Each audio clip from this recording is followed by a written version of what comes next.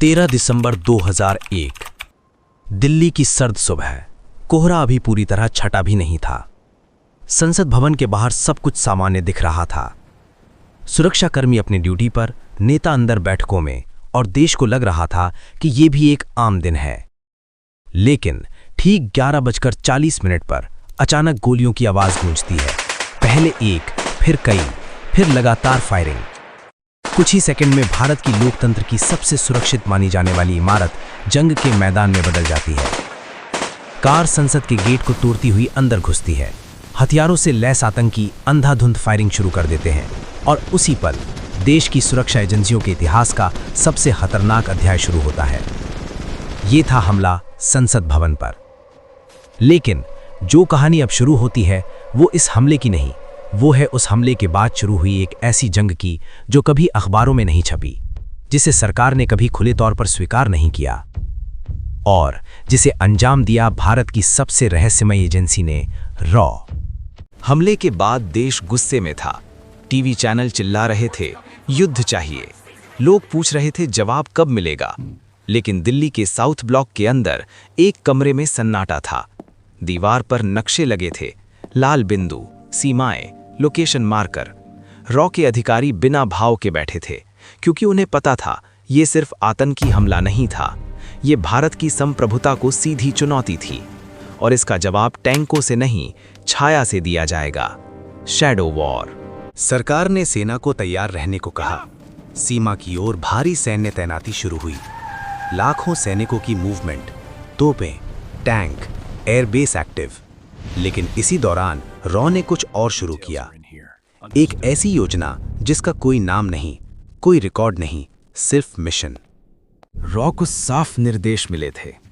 जवाब ऐसा होना चाहिए जिसका शोर दुश्मन को सुनाई दे, पर दुनिया को नहीं। इसका मतलब था सीधी लड़ाई नहीं, बल्कि गुप्त ऑपरेशन। पहला कदम था नेटवर्क तोड़ना।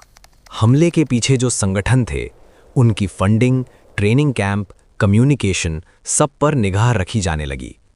रॉ के एजेंट पहले से सीमा पार सक्रिय थे, लेकिन अब उनका काम कई गुना बढ़ गया। वे दुकानदार बन गए, ट्रक ड्राइवर, पत्रकार, मजदूर। हर चेहरा अलग, लेकिन मिशन एक, भारत। रात के अंधेरे में संदेश भेजे जाते, कोड वर्ड, गुप्त सिग्नल, नकली पहचान पत्र। हर सूचना की कीमत जान से ज्यादा थी। कहाँ नया कैंप बन रहा है, कहाँ हथियार आ रहे हैं, कौन पैसा भेज रहा है, सब कुछ चुपचाप दिल्ली पहुंच रहा था। लेकिन रॉ सिर्फ जानकारी इकट्ठा नहीं कर रहा था।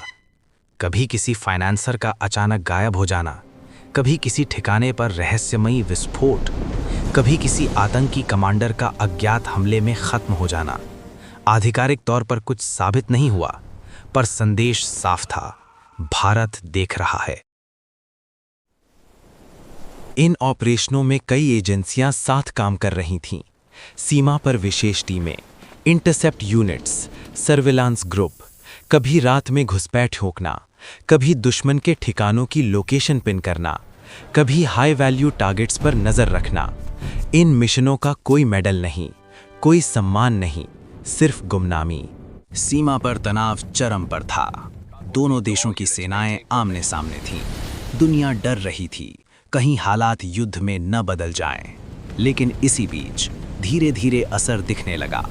आतंकी फंडिंग कमजोर पड़ने लगी, कई नेटवर्क टूटने लगे, कम्युनिकेशन ट्रैक होने लगा।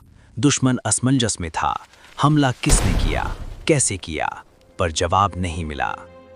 एक पूर्व अधिकारी ने कहा था, सबसे सफल ऑपरेशन वही होता है जिसके बारे में कोई जानता ही नहीं। शायद इसलिए इन कहानियों का कोई रिकॉर्ड नहीं मिलता। हम सिर्फ नतीजे देखते हैं, उनके पीछे की जंग नहीं। साल गुजरते गए, लेकिन उस हमले के बाद भारत की रणनीति हमेशा के लिए बदल चुकी थी। अब सिर्फ बचाव नहीं, पहले से तैयारी, पहले से निगरानी, और जरूरत पड़े तो चुपचाप जवाब। कई एजेंट कभी घर नहीं लौटे। उनका नाम किसी स्मारक पर नहीं लिखा, उनकी तस्वीर अखबारों में नहीं छपी। पर अगर वे असफल होते तो शायद देश कई और हमले झेलता। आज जब हम उस दिन को याद करते हैं तो हमें गोलियों की आवाज सुनाई देती है, लेकिन असली कहानी उसके बाद शुरू हुई थी। एक ऐसी जंग जो बिना घोषणा के लड़ी गई, बिना शोर के जीती गई, जहां हथियारों से ज्यादा भरोसा था खुफिया जानकारी पर, जहां सैनिकों से ज्यादा जिम्मेदारी थी सायों में काम करने वालों पर, और उन्हीं सायों में देश की असली सुरक्षा लिखी जाती है। एक ऐसी लड़ाई जो आज भी जारी है, शैडो ऑपरेशंस की, एक ऐसी जंग जो कभी खत्म नहीं होती।